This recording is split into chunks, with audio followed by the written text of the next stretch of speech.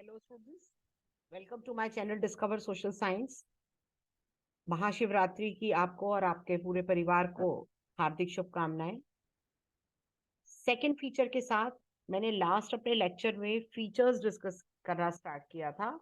First feature जो मैंने discuss किया था उसमें मैंने एग्जाम्पल जो दिया था दैट वाज कि परवेज मुशर्रफ जी का, who is no more now, and उन्होंने कैसे वो प्रेसिडेंट बन गए थे, कैसे आर्मी चीफ होने के बाद कॉन्स्टिट्यूशन में अपने आप से उन्होंने फेर बदल करके वो कैसे प्रेसिडेंट बन गए थे। तो कहने को वो भी डेमोक्रेसी थी कहते थे वो, लेकिन उन्होंने जिनके को अपनी नेशनल असेंबली में बिठाया हुआ था उनको पावर नहीं दी। मतलब आप हाथ बांध दीजिए, मुंह बंद कर दीजिए और डेमोक्रेसी कह दीजिए। So that is not true democracy. Now second, free and fair electoral competition. China में इलेक्शन जो हैं they are regularly held after, देखिए सेकेंड फीचर है फ्री एंड फेयर, मतलब इलेक्शन फ्री और फेयर न्यायपूर्ण होने चाहिए, विदाउट एनी प्रेशर, बगैर किसी दबाव के होने चाहिए, और इलेक्टोरल कंपटीशन होना चाहिए। चाइना में इलेक्शंस होते हैं हर 5 साल के बाद कंट्री की पार्लियामेंट के लिए, जिसे वहां पे ये नाम दिया जाता है नेशनल पीपल्स कांग्रेस। अब इसके पास पावर है to appoint the president of the country. 3000 members elect होते हैं all over China. Members are elected by the army. Contest करने से पहले इलेक्शन जो हैं कैंडिडेट को, कोई भी इलेक्शन कॉन्टेस्ट करने से पहले कैंडिडेट को चाइनीज कम्युनिस्ट पार्टी से पूछना होता है। Only those who are the member of the Chinese Communist Party या और छोटी छोटी 8 स्मॉलर पार्टी, केवल वो इलेक्शन में पार्टिसिपेट कर सकती हैं। इट इज लाइक दैट, जैसे 2002 और 2003 की बात करिए, ये वही है कि जैसे हर बार आपका स्कूल कोई कंपटीशन ऑर्गेनाइज कर रहा है और उस कंपटीशन में ये सबको अलाउड नहीं है कि वो पार्टिसिपेट कर सके, ओनली दोज जो फर्स्ट 5 हैं उनको अलाउड है। तो ऐसे ही इन अ सॉर्ट तो वो कंपटीशन तो नहीं हुआ, वो तो प्री डिसाइडेड कंपटीशन है। तो गवर्नमेंट जो है चाइना में ऐसा ही, government is always form by the communist party, मतलब लोगों को कोई चॉइस नहीं दी हुई है, पार्टी एक ही है, कैंडिडेट कोई भी हो, चेंजेस कोई नहीं आएंगी, कोई बदलाव नहीं आएगा, लोगों को कोई ऐसी उम्मीद नहीं रहती।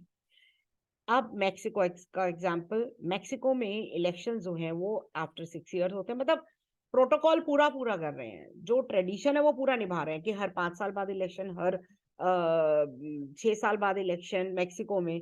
और आप इसमें देखिए क्या होता है, 1930 में जब से इंडिपेंडेंस मिली थी मैक्सिको को, कंट्री जो है वो कभी भी किसी मिलिट्री डिक्टेटर, तो मतलब कि एक टेस्ट क्लियर कि 6 साल बाद इलेक्शन कर रहे हैं, कंट्री में कोई मिलिट्री या डिक्टेटोरियल रूल नहीं रहा, ये भी बात ठीक है। तो डेमोक्रेसी के पूरे पूरे चांसेस है। पर आगे देखिए आप, बट अंटिल 2000 हर एक election it was won by a party जिसे PRI पार्टी कहते थे। ऑपोजिशन पार्टीज कॉन्टेस्ट करती जरूर थी बट विन कभी नहीं होती थी।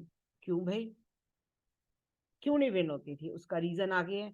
PRI वॉज नोन कि वो बहुत डर्टी टेक्टिक्स यूज करती थी। All those who were employed in government offices, उन्हें पार्टी की मीटिंग्स अटेंड करने का जरूरी होता था। टीचर्स जो हैं, पेरेंट्स को इमेजिन करिए जरा, क्या हमारी कंट्री में होता है ऐसे? टीचर्स गवर्नमेंट स्कूल्स की पेरेंट्स को फोर्स करती थी कि वो PRI पार्टी को ही वोट दे जब वो रिजल्ट लेने आते थे। मीडिया इग्नोर करती थी, largely ignore the activities, opposition parties को कोई इंपॉर्टेंस नहीं दी जाती थी except to criticise them. Sometimes polling booth एक जगह से दूसरी जगह शिफ्ट कर दिए जाते थे बिल्कुल लास्ट मिनट पे, जैसे आपका examination board centre last minute पे चेंज कर दिया जाए। PRI स्पेंड लार्ज मनी की कैंपेनिंग के लिए। अब ये क्या ऐसा इलेक्शन डेमोक्रेटिक कहेंगे आप इस इलेक्शन को? And I don't think so कि ये इलेक्शन जो है वो डेमोक्रेटिक है। किसी भी वे में वे इलेक्शन डेमोक्रेटिक नहीं है। क्या आपके स्कूल में, इवन मैं भी एक टीचर रह चुकी हूँ, हम लोगों के ऊपर भी कोई दबाव नहीं था कि हम बच्चों के साथ पॉलिटिक्स को डिस्कस जरूर करते हैं पर उनके ऊपर दबाव कभी नहीं बना सकते। आप देखिए अभी जो पार्टी रूल कर रही है दैट इज बीजेपी, कितने सालों तक वो ऑपोजिशन में बैठती आई है। This is the beauty of Indian democracy, कि एक ऑपोजिशन पार्टी जो कम से कम नहीं तो 2014 में ये एब्सोल्यूट मेजोरिटी में आई, बीच का अभी मैं नहीं डिस्कस करूंगी आपसे जब वो 1906 में आए थे, लेकिन 2014 में आए, मतलब कि इंडिपेंडेंस के कितने साल बाद आए। वो ऑपोजिशन जो इतने साल ऑपोजिशन में बैठी रही, वो भी रूलिंग पार्टी बनी है फॉर द 2 कॉन्जिक्यूटिव टर्म्स, और थर्ड टर्म आने वाला है। So should be consider the election जो हमने डिस्क्राइब किए चाइना के या मैक्सिको के डेमोक्रेटिक, जबकि दो चीजें वो पूरी क्लियर कर रहे हैं। इलेक्शंस होते हैं एवरी 5 years के बाद या 6 years के बाद होते हैं। There are many problem. China में इलेक्शन डू नॉट ऑफर, कोई चॉइस ही नहीं ऑफर करते। जैसे आप किसी शॉपकीपर के पास जाएं टी शर्ट खरीदने और वो आपको केवल एक ही टी शर्ट दिखा दे, आप सर्टनली नहीं लेंगे। चाहे आप दूसरी शॉप से वो ही टी शर्ट आप चूज कर लेंगे, लेकिन वो चॉइस में से देखेंगे। So they have to choose the ruling party and the candidate.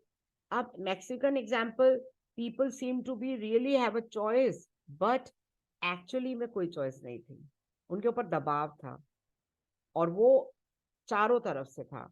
There is was no way the ruling party would be defeated किसी भी तरीके से। सो फ्री इलेक्शंस भी नहीं है, फेयर भी नहीं है।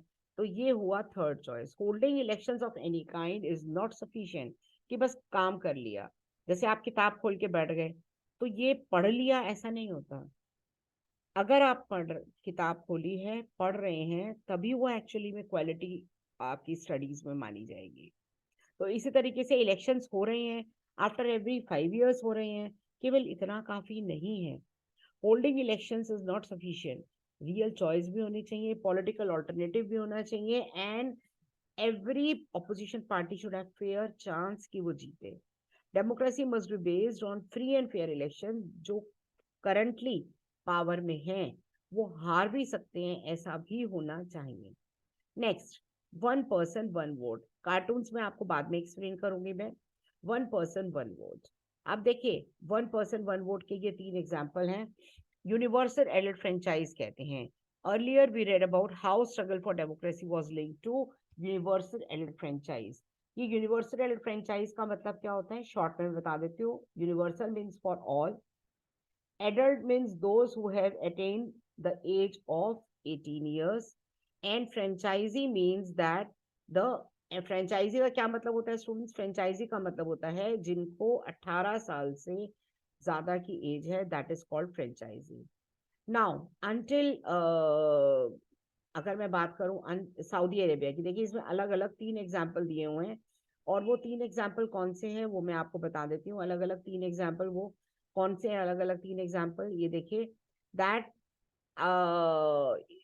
until 2015 in Saudi Arabia women did not have the right to vote, कि women के पास कोई भी right to vote नहीं था सऊदी अरेबिया में। सेकेंड, एस्टोनिया में सिटीजनशिप रूल ऐसे बनाए थे that people belonging to Russian minority उनको राइट टू वोट नहीं मिलता था, मतलब वो हर बार राइट टू वोट के लिए फेल हो जाते थे। फिजी में इलेक्टोरल सिस्टम ऐसा था that vote of an indigenous Fiji, उसकी वैल्यू ज्यादा थी एज कम्पेयर टू, मतलब फिजी में 2 टाइप के लोग रहते हैं, तो जो वहां के लोग हैं, जैसे श्रीलंका में एक श्रीलंकन तमिल एक इंडियन तमिल, तो ऐसे ही यहाँ पे इंडियन फिजी के पास राइट टू वोट की वैल्यू उनकी कम होती थी as compare to the native Fijian. तो ये आप तीनों एग्जांपल्स आपको बता रहे हैं कि इक्वालिटी ऑफ वोट नहीं है। डेमोक्रेसी का बहुत बेस है, मतलब अगर मैं कहूँ तो डेमोक्रेसी की आत्मा है इक्वालिटी, सोल है वो उसकी। Democracy is based on fundamental principle, political equality. गरीब हो अमीर हो, आपका राइट टू वोट और आपके दादाजी का राइट टू वोट एक ही होगा। So that gives us third feature democracy, each adult citizen must have 1 vote, and 1 vote must have 1 value also. That is also very important. Next, rule of law and respect for rights। Zimbabwe का example आप देखिए, अलग अलग countries का example दिया हुआ है, practices है ये आपकी, एक्चुअली में प्रैक्टिकल है ये। जिम्बाब्वे को इंडिपेंडेंस मिली थी वाइट माइनॉरिटी से 1980 में। तब से वहां पे जो रूल था जानू पीएफ पार्टी का था। उसके लीडर थे रॉबर्ट मुगाबे, वो जैसे होता है ना पिक्चर में अमरीश पुरी जी का रोल था, वो रॉबर्ट मुगाबे खुश हुआ। तो Robert Mugabe he ruled the country since independence. Elections होते थे पर ऑलवेज यही पार्टी विन करती थी। President Mugabe was popular but he used unfair practices. Over the years उनकी गवर्नमेंट ने कॉन्स्टिट्यूशन को इतनी बार चेंज कर दिया अपनी मर्जी से कि मुगाबे को बहुत पावरफुल कर दिया उन्होंने। And several times to president को पावरफुल कर दिया and make him less accountable. मतलब पावरफुल कर दिया एक बार, लेस अकाउंटेबल का मतलब है उसकी लोगों के प्रति कोई आंसरेबिलिटी नहीं रखी। ऑपोजिशन पार्टी वर्कर्स जो हैं दे वर हेरेस्ड, उनकी मीटिंग को बार बार रोका जाता था। पब्लिक प्रोटेस्ट डेमोन्स्ट्रेशंस होते थे गवर्नमेंट के अगेंस्ट और गवर्नमेंट को इलीगल डिक्लेयर किया जाता था। टीवी रेडियो सब गवर्नमेंट कंट्रोल करती थी। रूलिंग पार्टी का वर्जन दिया जाता था, सबको बोलने का मौका नहीं मिलता था। इंडिपेंडेंट न्यूज़पेपर थे पर गवर्नमेंट अगर वो कोई गवर्नमेंट के अगेंस्ट करते थे तो उनको बहुत ज्यादा हेरेस किया जाता था। गवर्नमेंट कोर्ट की जजमेंट्स को भी इग्नोर कर देती थी and he was forced out of office अगर कोई उनके गवर्नमेंट के अगेंस्ट जजमेंट देता था। तो एग्जाम्पल ऑफ जिम्बाब्वे क्या कहता है, popular approval of the ruler is necessary but sufficient नहीं है। जरूरी है पर काफी नहीं है। पॉपुलर गवर्नमेंट भी अनडेमोक्रेटिक हो सकते हैं। मतलब Robert Mugabe was very popular. Popular leaders can be autocratic also, केवल पॉपुलैरिटी ही काफी नहीं है। If you wish to democracy को एसेस करें तो बहुत इंपॉर्टेंट है कि इलेक्शंस कैसे हो रहे हैं एंड आफ्टर इलेक्शंस क्या हो रहा है। सफिशिएंट रूम है कि नहीं नॉर्मल पॉलिटिकल एक्टिविटी के लिए। So this requires that state should respect basic rights of the citizen. उनको फ्रीडम मिलनी चाहिए कि वो सोच सके, ओपिनियन फॉर्म कर सके, प्रोटेस्ट कर सके, एसोसिएशन फॉर्म कर सके एंड पॉलिटिकल एक्शंस ले सके। Everyone should have equal vote and equal equality in the eyes of law. These rights must be protected by an independent judiciary जिसके रूल सब ओबे करें। So there are some conditions that apply to a way of government is run after the elections.